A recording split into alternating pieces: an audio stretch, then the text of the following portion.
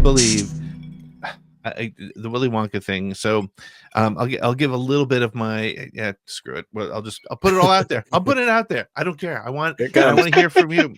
And if you're on coming in, and if you're watching, I want to hear from you. I want you to dial in. We have our good friend Eric who's already dialed in. I want you to dial in and tell us what you think, or leave us a voicemail.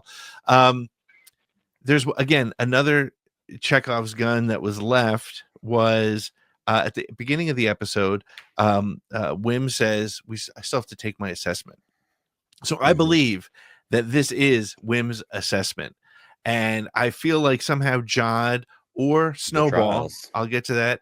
This is his trial. And I feel like at the end of this episode, at the end of this series, somehow Wim and SM-33 and Snowball will go off in the Onyx Cinder and protect At-Aten, which is where he could show up in the Filoni verse with protecting At-Aten from Thrawn. There could be a connection there, but I would love this whole thing to have been his test. Once he found the ship, once he turned it on, and Snowball and SM-33 realized that this kid has figured out this trick.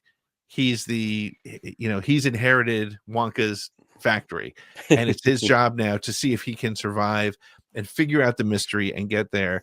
And it's sort of that concept of maybe it's the friends we made along the way, and so the role that Fern and Neil and KB play maybe expanded in that. So just real quick, one thing that just makes me think of is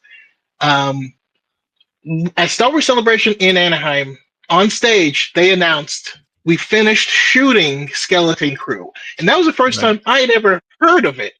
And they had finished. So that's why when you look at the kids now, they're all older and stuff. So I would love to see something like what you described, but I want all the kids.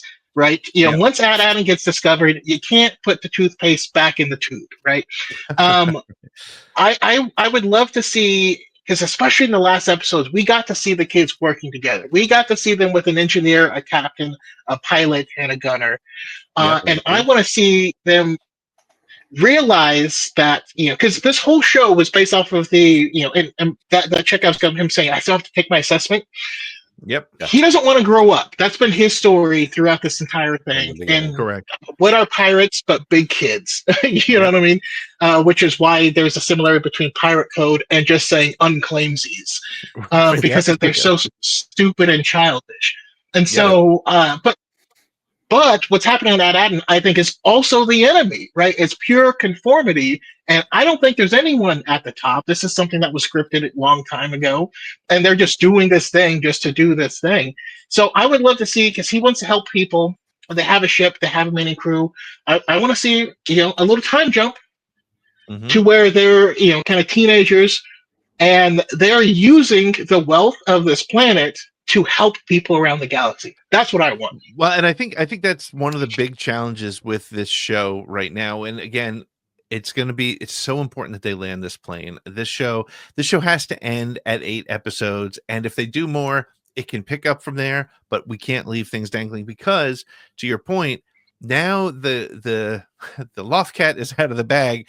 There's a planet with 1,139 vaults full of credits, so much wealth that this would ruin the galactic economy if this got out there.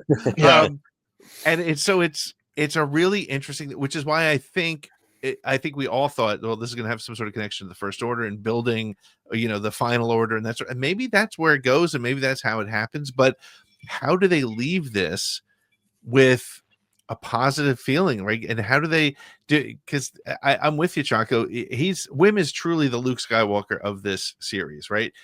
Doesn't love his life, wants adventure, wants it, but now that he's seen it, it's the classic hero's journey. Now that he comes home, he needs to bring that home with him, and what is he going to do with it, and how is he going to elevate that?